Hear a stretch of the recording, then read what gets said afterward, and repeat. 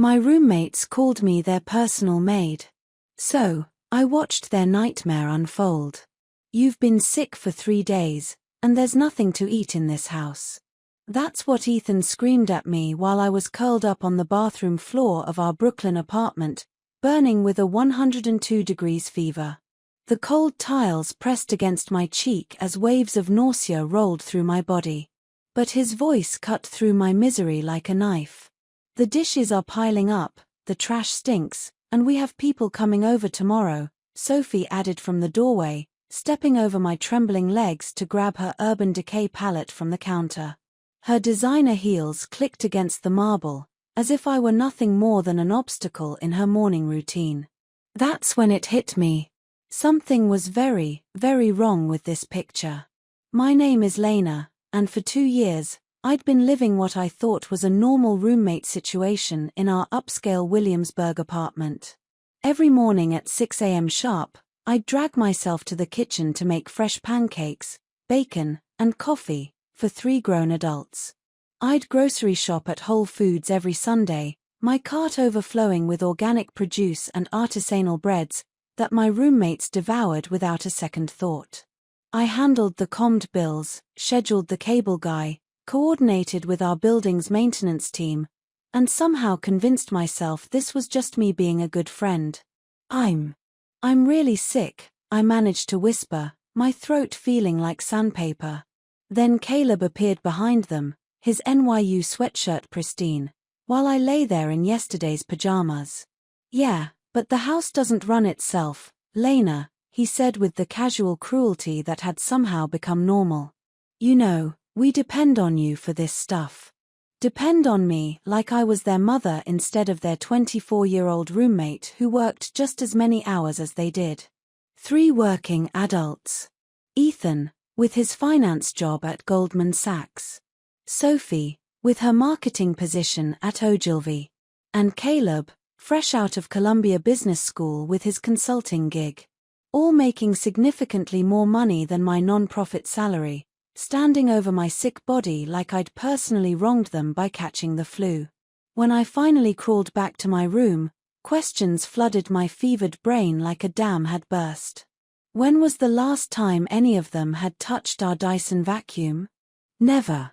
Who had scrubbed the bathroom they all used daily? Me. Always me. Who had organized the monthly deep clean of our stainless steel appliances? Who had color-coordinated our cleaning supplies under the kitchen sink like some demented Pinterest board? Me. Every single time. I grabbed my iPhone with shaking hands and opened my Chase app. The number that glowed back at me made my stomach drop harder than any flu symptom. $12,847. That's what I'd spent on household expenses in the past year. Groceries from Trader Joe's, cleaning supplies from Target, utility bills. Even the fancy toilet paper Sophie insisted on from that boutique store in Soho. My Venmo requests to them sat there like digital ghosts. Groceries $127. Electric bill $89. Cleaning supplies $43. All ignored or met with Ethan's favorite response. I'll get you next time, roomie. But there was never a next time. There was only me, their personal maid, finally waking up to the nightmare I'd been living. By day 2 of my flu, the rose-colored glasses I'd been wearing for 2 years completely shattered. I remembered last month, when Sophie's boyfriend, Daniel, came over for dinner. He'd walked through our apartment admiring the spotless hardwood floors, the perfectly arranged throw pillows on our West Elm sectional, and the gleaming kitchen counters that reflected the Edison bulb chandelier I'd installed myself.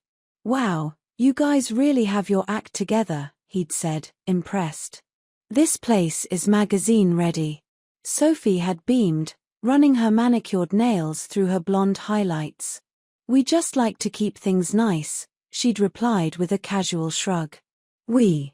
As if she'd ever held our Swiffer mop or knew where we kept the Murphy's oil soap. The memory made me laugh bitterly from my bed, which turned into a coughing fit that left me gasping. Daniel had no idea that we meant me scrubbing baseboards at midnight after my shifts at the homeless shelter downtown. Me hand-washing Sophie's wine glasses because she claimed the dishwasher left spots. Me researching the best stain removers for Ethan's protein shake disasters on our cream-colored rug. I pulled up my Photos app and scrolled through months of evidence I'd unconsciously collected. There was Ethan's mess from his Sunday meal prep sessions. Raw chicken juice on every surface. Quinoa scattered across our granite countertops like confetti. There was Caleb's bathroom catastrophe after his weekend beard trimming sessions. Tiny hairs coating our mirror like some abstract art installation. And Sophie's bedroom, visible through her always open door, looking like Nordstrom rack had exploded. Yet somehow, every Monday morning, Daniel and their other friends would arrive to an immaculate apartment that sparkled like a luxury hotel suite. My phone buzzed. A text from my sister Maya, in Seattle. "How's the flu treating you? Are your roommates taking care of you?" I stared at the message for a long time. Taking care of me. Ethan had yelled at me for being sick. Sophie had literally stepped over my body. Caleb had reminded me that the house doesn't run itself, as if I were a malfunctioning appliance rather than a human being fighting a 102 degrees fever. When was the last time any of them had asked if I needed anything? When was the last time they brought me soup when I was sick, or covered my portion of a pizza order when money was tight, or even just said thank you for the countless hours I'd spent maintaining their lifestyle? I couldn't remember. Not a single instance. My laptop was still open on my nightstand from a work project, and I found myself opening a new document.